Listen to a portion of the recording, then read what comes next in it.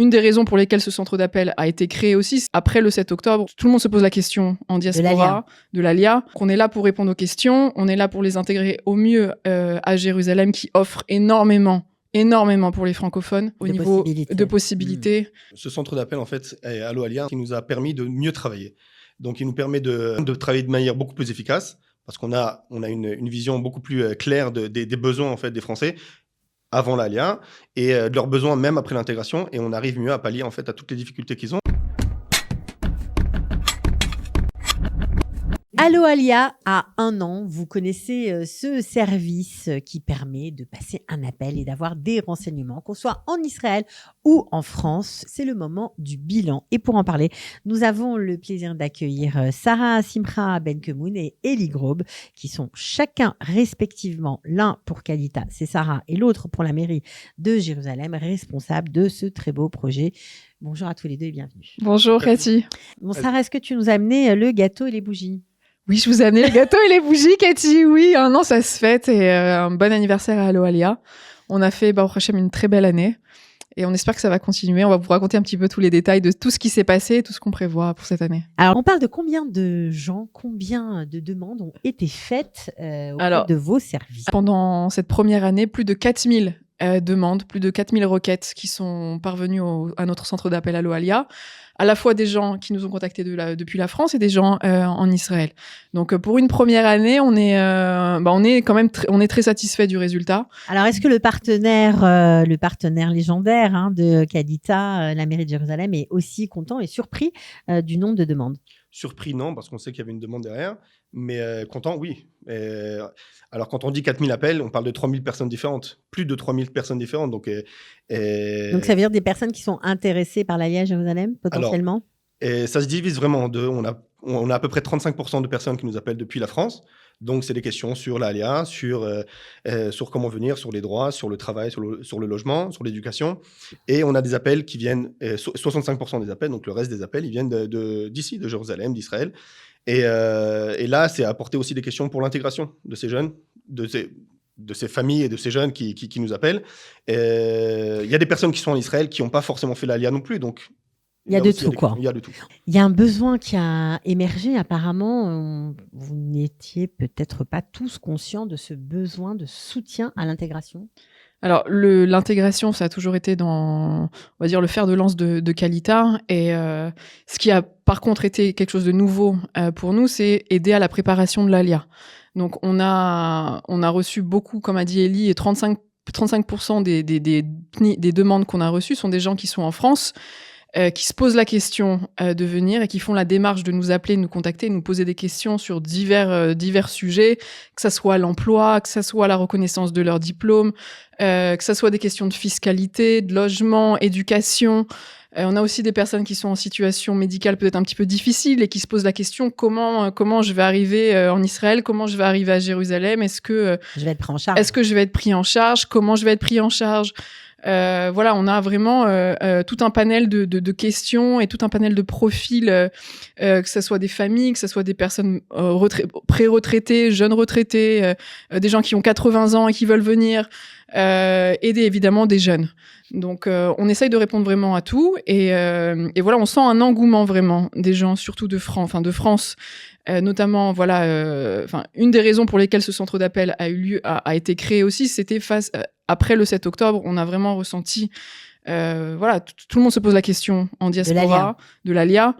Et voilà, donc on est là pour répondre aux questions, on est là pour les intégrer au mieux à Jérusalem qui offre énormément pour les francophones au niveau de possibilités. Eli pourra peut-être aussi le détailler. Alors justement, Eli, ce service, est-ce qu'il est devenu central dans tous les services qui sont offerts aux futurs candidats à l'ALIA ? Ce centre d'appel, en fait, Allo Alia, en fait, il nous a permis de mieux travailler. Donc, il nous permet de travailler de manière beaucoup plus efficace, parce qu'on a une vision beaucoup plus claire des besoins, en fait, des Français avant l'ALIA et de leurs besoins même après l'intégration, et on arrive mieux à pallier, en fait, à toutes les difficultés qu'ils ont. Et on a la mairie de Jérusalem, au niveau intégration, ils sont très investis. On a toujours été très investis. C'est-à-dire le programme d'Allo Alia, en fait, il rentre dans le cadre de tout d'un panel de programmes qui pour encourager Alalia à Jérusalem. Comme Alors, le premier programme qu'on a lancé, effectivement, c'est Allo Alia JLM. Donc, c'est ce centre d'appel. Et donc, c'est vraiment la base sur laquelle on s'est appuyé pour continuer pour commencer notre travail. Ensuite, on a les salons qu'on fait. On participe au salon de la Jean Juive, mais on participe également. On crée des salons de Jérusalem en France, à Paris et ailleurs, au moins 2 fois par an.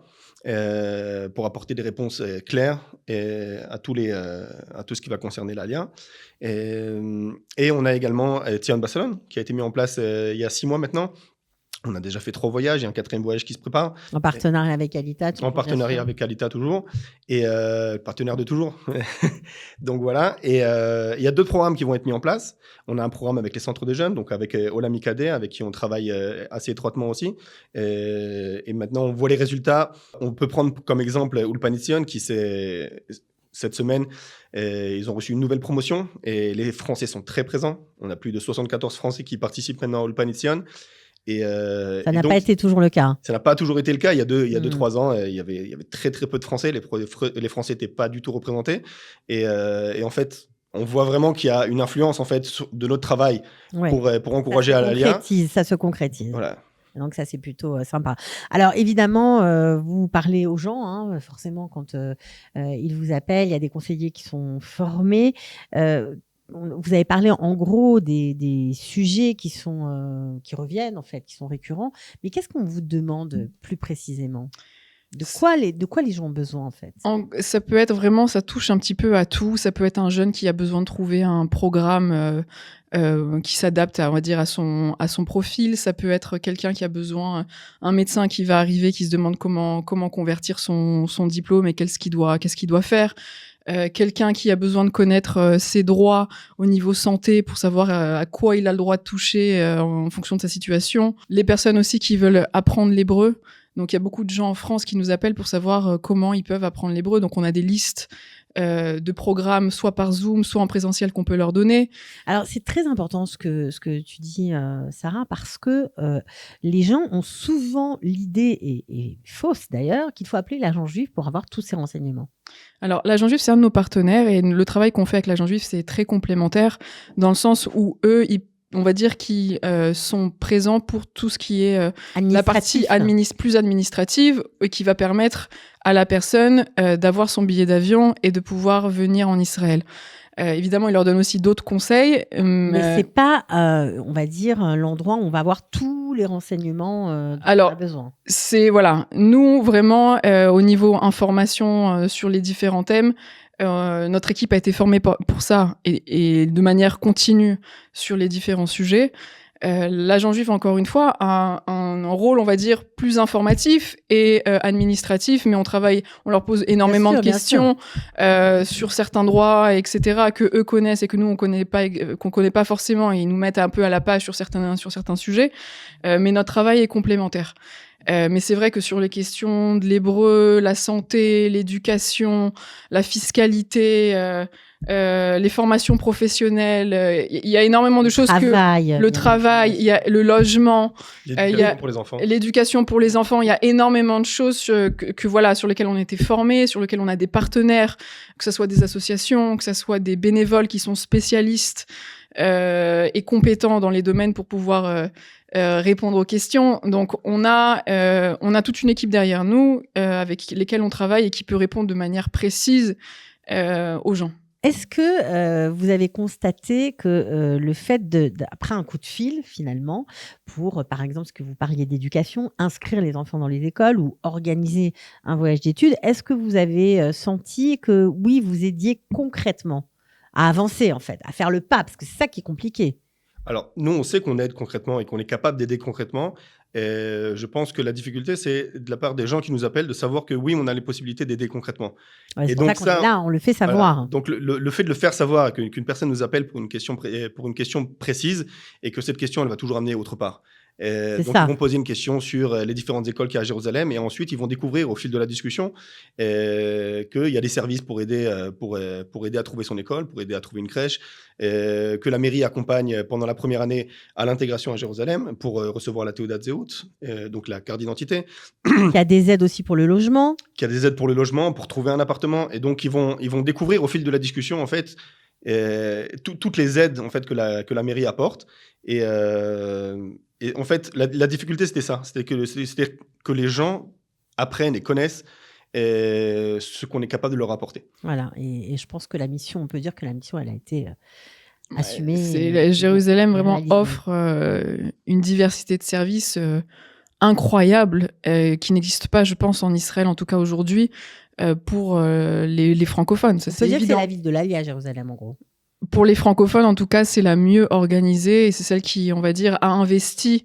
Et vraiment, on sent une réelle envie de la part de la mairie de Jérusalem de faire venir des francophones dans la ville. Voilà, donc ça, c'est important aussi de le préciser. Est-ce qu'il y a des projets, puisqu'on est début 2026, on a déjà passé 1 an avec c'est la mise en place de ce beau service à l'Oalia. Alors, les projets pour cette année, c'est vraiment essayer de faire un traitement de toutes les données qu'on reçoit et de pouvoir analyser ces données, de comprendre quels sont les réels besoins des Français qui veulent faire leur alia et ceux qui ont fait leur alia comprendre aussi leurs besoins et ensuite les traiter rapidement et apporter des réponses concrètes. Et peut-être qu'il y a des sujets sur lesquels on devrait mettre plus l'accent. Et donc, en traitant toutes ces données de tous les appels qu'on reçoit, on arrive à travailler plus efficacement. Ben, c'est une bonne nouvelle. Il y en a d'autres, Sarah ? Et une des choses qu'on est en train de mettre en place, qui prend un petit peu de temps, c'est vraiment de constituer une bibliothèque d'informations, questions-réponses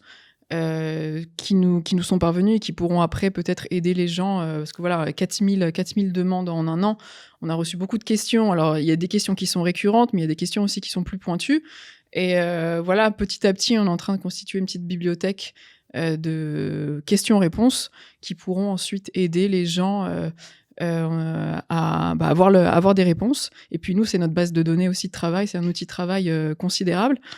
Et voilà. Et une des choses aussi sur lesquelles on va travailler, c'est vraiment essayer d'être encore plus connu en France et à se développer, que voilà, un maximum de gens entendent parler de notre service Allo Alia, que ce soit à Paris, que ce soit en province, vraiment partout.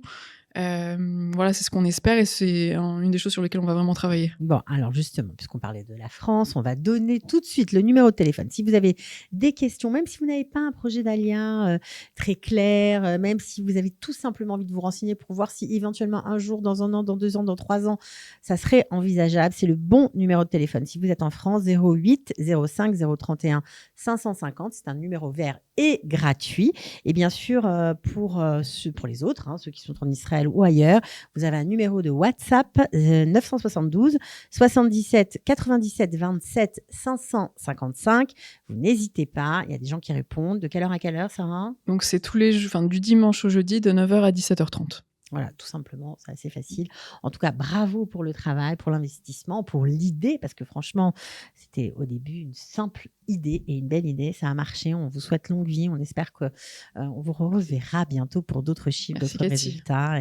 Et bravo pour le travail. Amen.